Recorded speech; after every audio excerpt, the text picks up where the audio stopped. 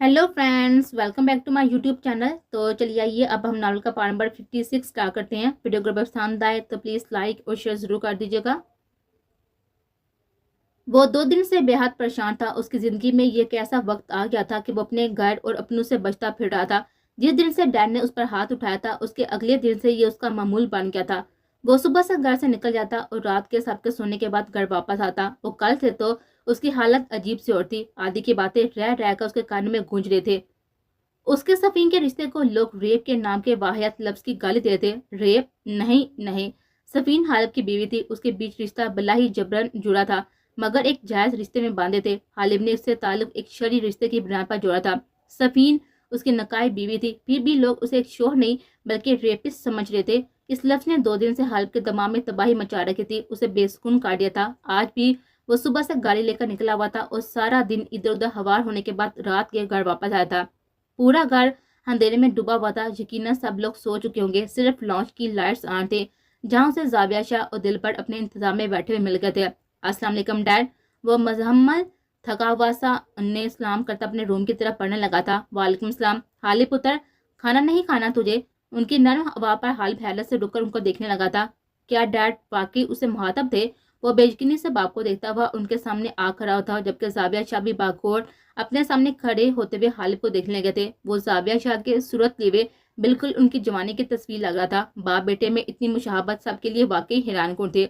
इस बार जाविया शाह अक्सर सबसे यही कहते थे कि उनका हालिब उनके लिए अल्लाह का दिया हुआ स्पेशल तोहफा था। तभी उन्होंने इस तोहफे को नायती सेंस का संभाल कर रखा था। अब भी उन्होंने थके हुए मायूस खड़े हुए हालिब को आगे बढ़ते हुए अपने गले से लगा लिया था, जो फौरन बाप के कंधे पर मुंह छुपा गया था। कब से वो खुद से जंग लड़ते लड़ते थक गया था। बाप का मेहरबान कंधा मेल से आते दिल का दर्द आंसू के सूरत में बहने लगा था। ओए पुत्र, मर्द रोते नहीं है, तू जाविया शाह का बेटा है। कुड़ियों की तरह रोना बंद कर। वो अब जोर से उसका कांधा थपथपाते हुए बोले थे। जब से उन्होंने हाली पर हाथ उठाया था उस दिन से वो भले ही उसे बात ना कर रही हो, मगर उसके लिए बेहद फिक्रमंद थे। वो रोज रात को देर से घर आने लगा था। बोलता तो वो पहले भी कम था, मगर अब तो बिल्कुल खामोश होकर आएगा था। खाने पीने की तरफ भी लापरवाही बरतने लगा था।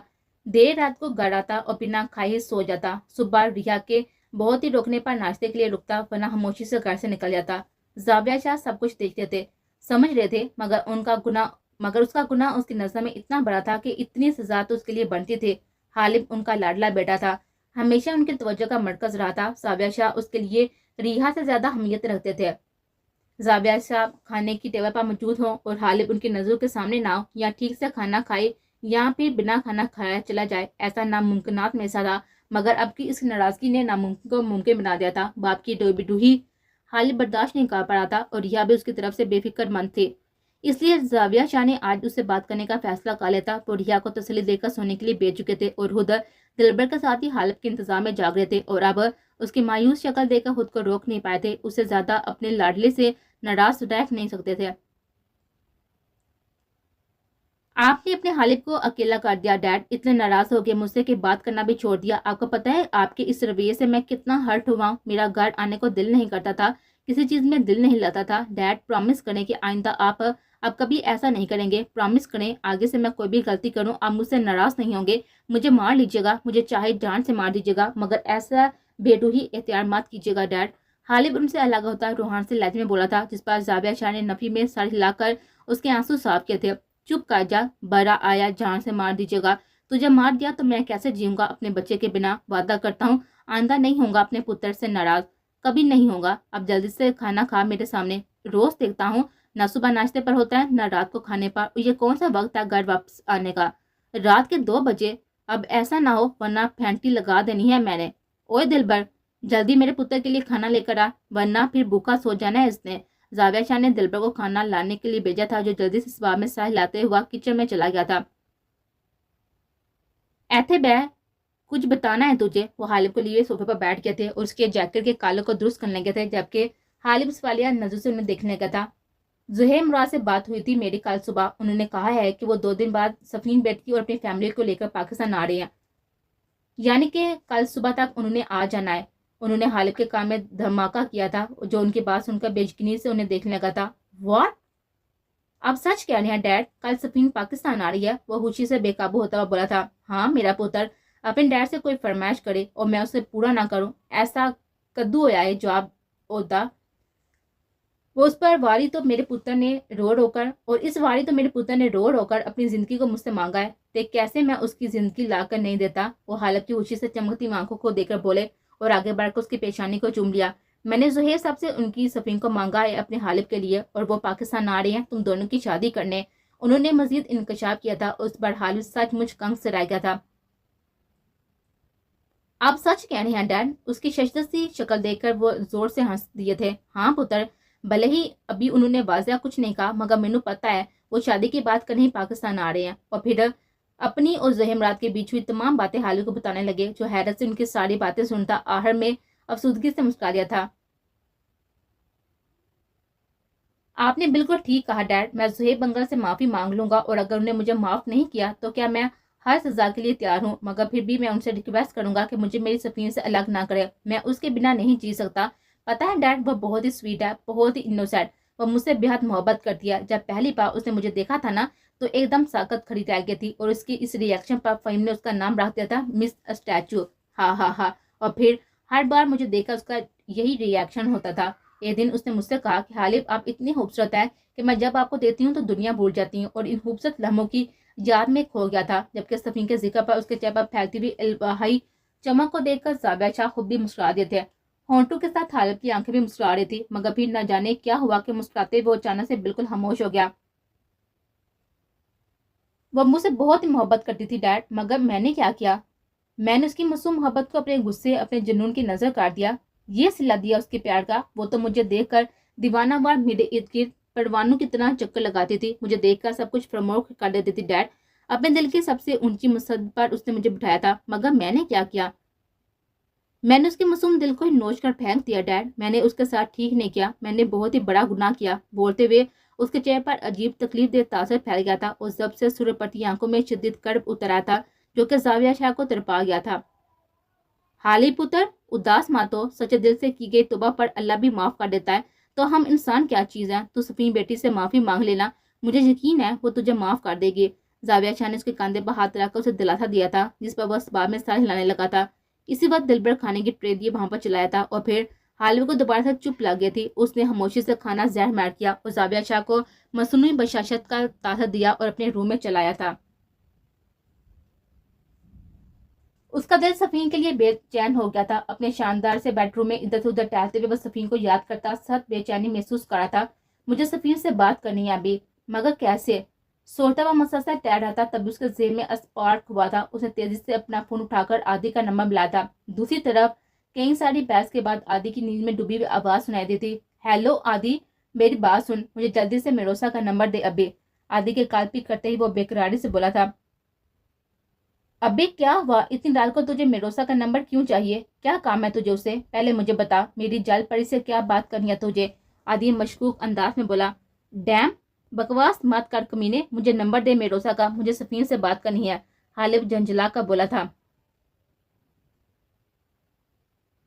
क्या बात करेगा तू सफीन से? अब कोई रास्ता खुला छोड़ा है तूने? आदि संजीदगी से बोला। आदि, मुझे इस वक्त सफीन से बात करनी है किसी भी तरह, मुझे मिरोसा का नंबर दे, लेक्चर नहीं, ओके?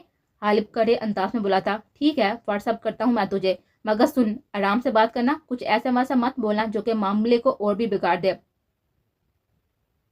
वैसे तू अच्छा रहा कमीने, तो तूने शादी कर ली और हम पर बात करने के लिए भी फ़हीम की उस शेरनी ने पाबंदी आयद करवा दी है। मिरोसा का नंबर पास होते हुए भी कॉल नहीं कर सकता, उसे डैड ने सख्ती से वार्निंग दे डाली है। उफ, मैं बेचारा।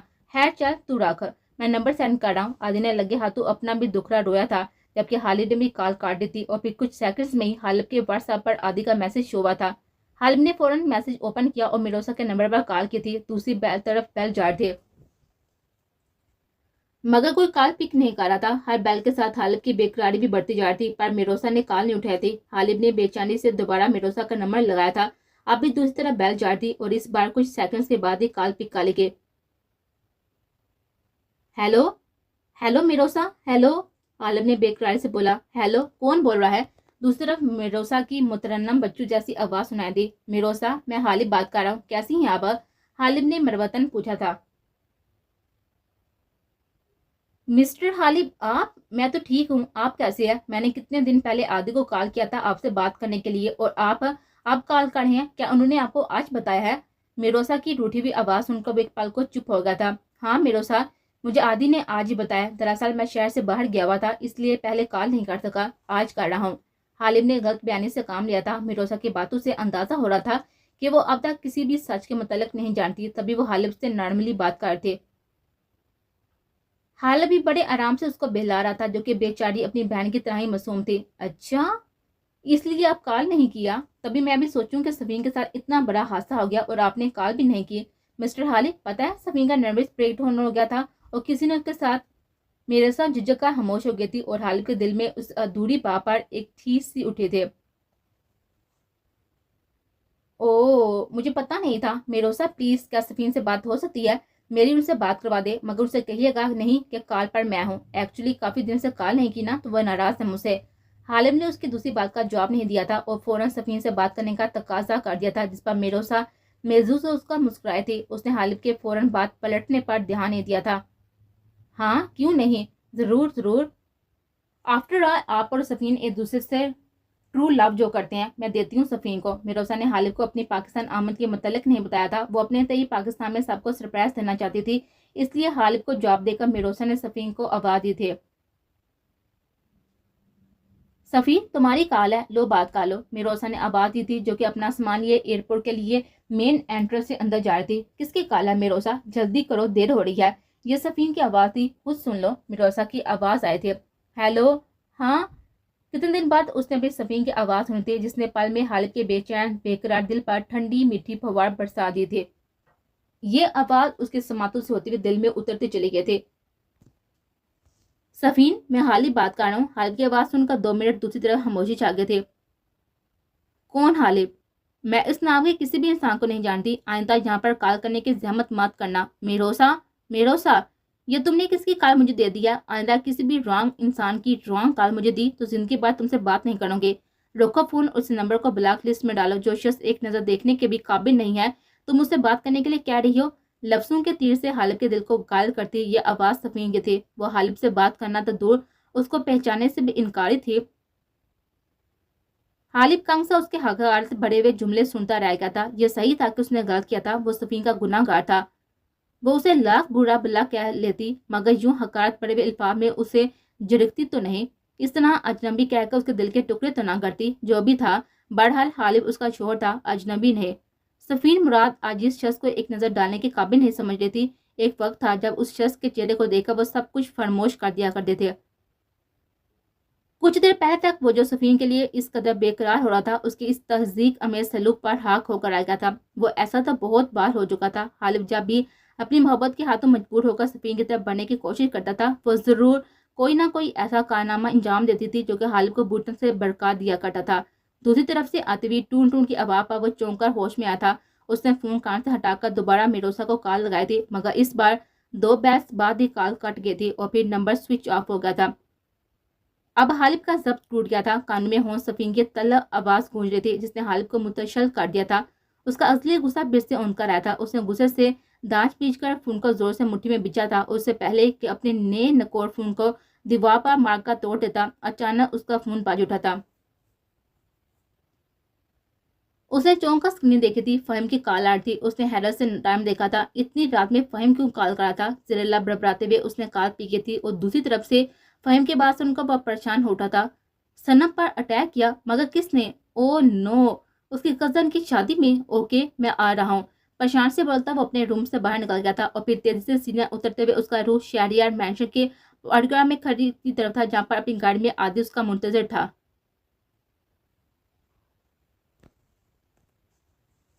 आधी रात हो गई थी। रकीम को बेचैनी से सनम के रूम के बाहर डालते हुए कई बार उसे हालिब और आदि ने बैठने के लिए भी कहा था, मगर वह सनम के होश में आने तक सुकून से नहीं बैठ सकता था। सनम के सर पर गहरी चोट आई थी। पेशानी दाएं साइड से काफी गहराई तक फटी थी, जिस पर 7 स्टिचेस लगे थे, जबकि नाक की हड्डी भी मुतासर हुई थी। अलबत्ता उनका जख्म इतना गहरा नहीं था। रूहान ने बताया था कि तकलीफ की वजह से उसे सुकून आवर इंजेक्शन दिया गया है, जिससे वो सुबह तक होश में आएगी। फहीम, आयशा या उस्मान में से कोई भी अब कोई नहीं आया था, तो आयशा को भी नहीं बताया अब तक। रूम के आगे टहलते रकीम ने रुक कर फहीम से पूछा था, जो कि सामने बेंच पर बैठा हुआ था। मिलती तो बताता ना, मैंने काफी देर उसे ढूंढा था मगर वो कहीं नहीं मिली। हाँ, मगर उसका ये छोटा सा कजन जरूर आशा के बारे में बकवास करता हुआ मिला था। साला कमीना कह रहा था इस नवाबजादे से शादी करके उसके होश ठिकाने लगाऊंगा, और उसे खुद पर बड़ा घमंड है। दिल तो कह रहा था कि एक 5 माह का मुंह तोड़ दो जलील शख्स का, मगर बिला वजह मैं सीन क्रिएट हो जाता, इसलिए खामोशी से वापस आ गया। फहीम पढ़ का बोला था, उसे बेसाता आशा का वो बदतमीज कजन याद आ गया था। कुछ देर पहले आशा को छोड़कर जब वो दोबारा मैरिज हाल में पहुंचा था तो उसे तभी रकीम ने सनम के बारे में कॉल करके बताया था। तभी वो कॉल बंद करके आगे बढ़ ही रहा था जब अपने पीछे खड़े लड़के की जुबानी आशा का नाम सुनकर वो अपनी जगह पर थम कर रह गया था।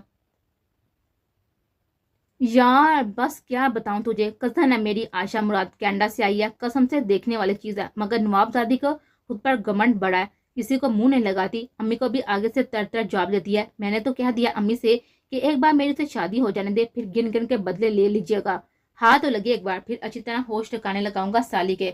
ये आशा का न जाने कौन सा बदतमीज कजन था जिसके मतलब इतनी बदतमीजी से बात कर रहा था, जिसे सुनकर फहीम का खून खोल उठा था। वो चुपचाप वहां तक चला तो आया था, मगर एक शर्ट बार नजर इस दलील शख्स पर डाला नहीं भूला था। अब इसकी बातें याद करते फहीम का दिल जल उठा था। रकीम के साइको से निपटकर मिस्टर कजन को भी टॉर्चर रूम का टोन लगवाना पड़ेगा। फहीम ने थोड़ी खुचखिलाते हुए सोचा था, मेरे पास सनम का फोन है, उसमें आशा और उस्मान दोनों का नंबर होगा, मैं दोनों को कॉल करता। रकीम ने अपने कोट की अंदरूनी पॉकेट से सनम का क्लच निकालते हुए कहा था, जिसकी आवाज सुनकर फहीम चौंक कर होश में आया। ओ मारे गए फहीम, आशा का फोन और पर्स तो मेरे कार में पड़ा है। अब अगर वो कॉल पिक नहीं करेगी तो उसका सीधा शक मुझ पर जाएगा, फहीम ने परेशानी से सोचा। इधर रकीब ने सनम का फोन क्लास से निकाला ही ताकि फोन की स्क्रीन ब्लैंक करने लगे थे। उस्मान की कार थी। रकीब ने जल्दी से कॉल पिक की थी। उसके हेलो बोलने से पहले उस्मान की बेकरारी से बोल उठा था, हेलो सनम, कब से तुम्हें कॉल कर रहा हूँ, कहाँ हो तुम लोग? सब लोग कब से वापस आए हैं, मगर तुम दोनों कहाँ कहाँ रह गई हो? देखो सनम, तुम जहाँ के भी हो फौरन आशा को लेकर घर आ जाओ। यहाँ पर मुझे बताओ कहाँ हो तुम दोनों, मैं तुम्हें लेने आता हूँ। यहाँ सब लोग तुम्हारे बारे में अलग परेशान है, अजीब तरह की बातें कर रहे हैं। उनकी बातों से उमजान अलग हर्ट होकर रो रही हैं। प्लीज तुम लोग जहाँ कहीं भी हो जल्दी जल्दी घर आओ। रकीम के कॉल पे करते दूसरी तरफ से उस्मान नॉन स्टॉप शुरू हो गया था। उसका लहजा बता रहा था कि वो उस वक्त कितना परेशान है। उस्मान, मैं सनम नहीं रकीम बोल रहा हूँ। रकीम धीरे से बोला था। रकीम, सनम का फोन आपके पास कैसे? सनम कहाँ है? उस्मान ने हैरत से बोला था, सनम यहाँ पर हॉस्पिटल में एडमिट है, उनको बहुत ही बुरी तरह चोट आई है। रकीम ने उस्मान को मुख्तसर बताया। व्हाट? सनम हॉस्पिटल में? ओ नो, मगर कैसे लगी उसे चोट? और आशा कहाँ है रकीम? उस्मान बेतना परेशान हो गया था और आशा का सुनकर रकीम ने बुरी तरह फहीम का बुरा था, जो कि सर झुकाए बेंच पर परेशान सा बैठा था। उसका सिक्स सेंस कह रहा था कि उसका डैशिंग कमीने ने जरूर कोई गुल खिलाया। उस्मान, आयशा का मुझे नहीं पता, मगर सनम को 2 घंटे पहले ही मैं हॉस्पिटल लाया था। आप प्लीज जल्द से जल्द यहाँ पर आ जाए, फिर मैं आपको सब तफसील से बताता हूँ।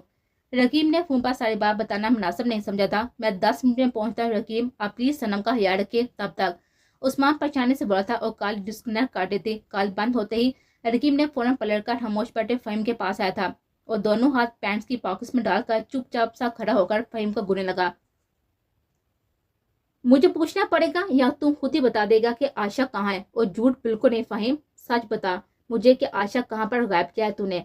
रमकी की आवाज सुनकर इस वक्त फहीम के पास आकर खड़े हुए आदि और हालिद ने भी चौंक कर फहीम को देखा था, जबकि फहीम आंखें सुखाकर अपने महसूस अंदाज में सर उठाकर रकीम को घूरने लगा था। मुझे क्या पता कि आशा कहाँ है? मैं कोई उसका बॉडीगार्ड लगा हुआ हूँ जो उसके बारे में मैं सारी इंफॉर्मेशन रखूंगा, या कोई जादूगर हूँ जो उसे गायब कर दूंगा? फहीम नजरें चुराते हुए बोला। कमीने, जैसे मैं कुछ जानता नहीं हूं ना, दिमाग से फारग समझा हुआ है ना मुझे। आशा तभी से गायब है जब से तू अपने किसी सोर काम की वजह से शादी छोड़कर गया था, और अब तक उसका कुछ पता नहीं है। शादी में सनम भी मुझसे उसके बारे में पूछ चुकी है और अभी उस्मान भी उसका पूछ रहा है, क्योंकि आशा घर पर भी मौजूद नहीं है। आप बता शराफत से कि आशा कहाँ है, वरना इतने जूते मारूंगा ना कि तेरे सर पर कि ना ये बाल बचेंगे और ना ही ये चोटी। रकीब ने आगे बढ़कर उसके हाथ से फहीम का गिरबान पकड़ा था और दूसरे हाथ से उसके खूबसूरत बालों की छोटी सी पौनी भी पकड़कर खींच डाली थी, जिस पर फहीम तड़प कर उठ खड़ा हुआ था और गिरबान से पहले अपनी चोटी रकीब के हाथ से छुड़ाई थी।